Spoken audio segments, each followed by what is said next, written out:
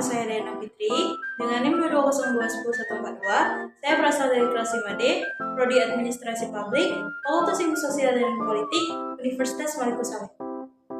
Baiklah, di sini saya akan menjelaskan materi mengenai peran kebijakan fiskal dalam perekonomian di Indonesia. Apa sih pengertian dari kebijakan fiskal itu?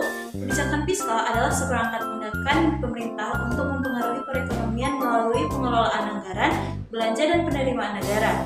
Kebijakan fiskal merupakan kebijakan pemerintah dalam hal pengelolaan anggaran, pajak, dan belanja negara. Peran strategi kebijakan fiskal dalam menggerakkan perekonomian di Indonesia akan dibahas dalam presentasi ini. Nah, tujuan dari kebijakan fiskal dibentuk yaitu untuk mendorong pertumbuhan ekonomi dan menciptakan lapangan kerja serta menjaga stabilitas harga. Selanjutnya, materi adalah mengenai instrumen kebijakan fiskal di Indonesia.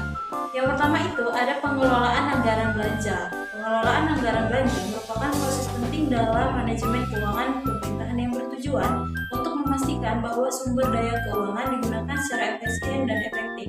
Berikut adalah beberapa aspek kunci dalam pengelolaan anggaran belanja. Yang pertama itu ada perencanaan anggaran, yang kedua itu ada penyusunan anggaran, yang ketiga ada pelaksanaan anggaran, yang keempat ada evaluasi kinerja, dan yang kelima ada pengendalian dan pertanggungjawaban. Yang kedua ada kebijakan perpajakan. Kebijakan perpajakan adalah serangkaian aturan dan regulasi yang ditetapkan oleh pemerintah untuk mengatur pengumpulan pajak dari individu ke badan usaha. Kebijakan ini bertujuan untuk meningkatkan penerimaan negara, mendukung pembangunan ekonomi, serta menciptakan kualitas sosial.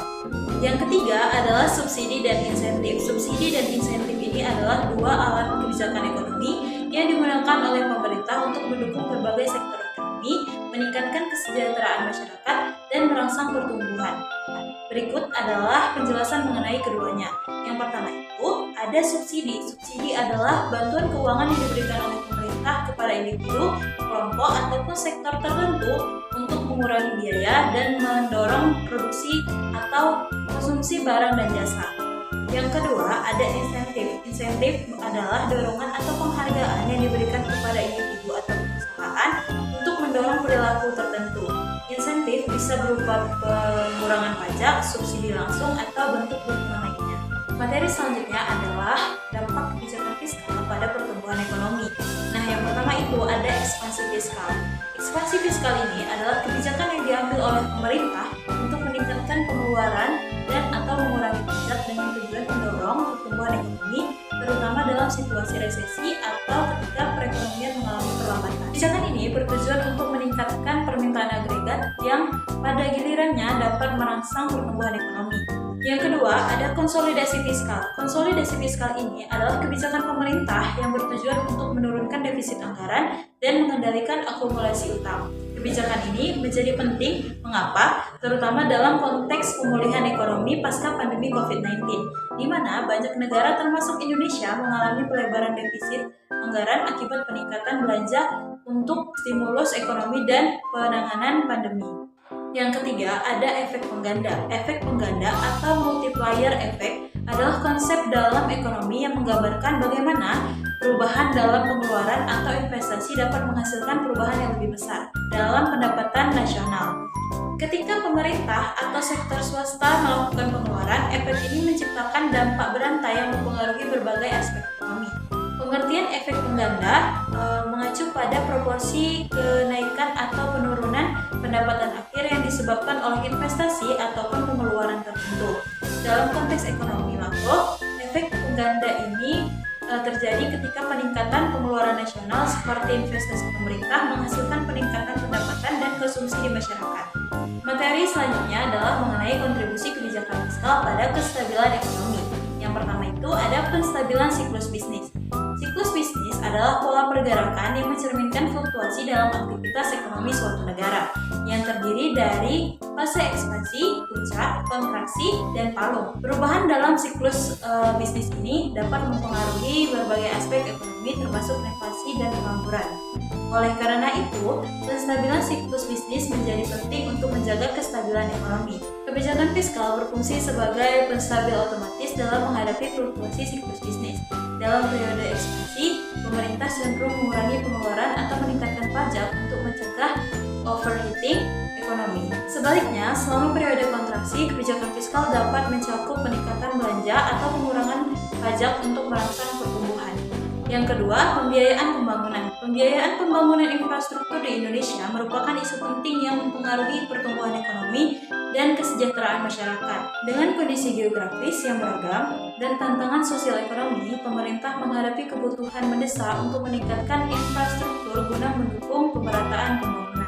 Yang ketiga, ada penyangga guncangan eksternal. Penyangga guncangan eksternal adalah mekanisme atau alat yang digunakan untuk mengurangi dampak negatif dari faktor-faktor luar yang dapat mempengaruhi stabilitas ekonomi suatu negara. Guncangan eksternal ini bisa berasal dari berbagai sumber, seperti krisis keuangan global, perubahan kebijakan moneter di negara lain, fluktuasi harga komoditas, atau ketegangan geopolitik. Materi selanjutnya adalah mengenai tantangan dalam penerapan kebijakan fiskal yang efektif. Yang pertama, itu ada kompleksitas. Kompleksitas ekonomi mengacu pada tingkat diverifikasi dan keunikan dalam suatu produk yang dihasilkan oleh suatu negara. Indeks kompleksitas ekonomi mengukur seberapa canggih dan beragam produk ekspor suatu negara yang berhubungan langsung dengan potensi pertumbuhan ekonomi dan kesejahteraan masyarakat. Negara dengan kompleksitas ekonomi yang tinggi cenderung memiliki pendapatan per kapita yang lebih tinggi dan pertumbuhan ekonomi yang lebih berkelanjutan. Kompleksitas ekonomi merupakan faktor kunci dalam menentukan pertumbuhan ekonomi suatu negara. Untuk mencapai status negara maju, Indonesia perlu fokus pada peningkatan kompleksitas ekonominya melalui diverifikasi industri, hilirisasi, peningkatan kualitas sumber daya, serta inovasi.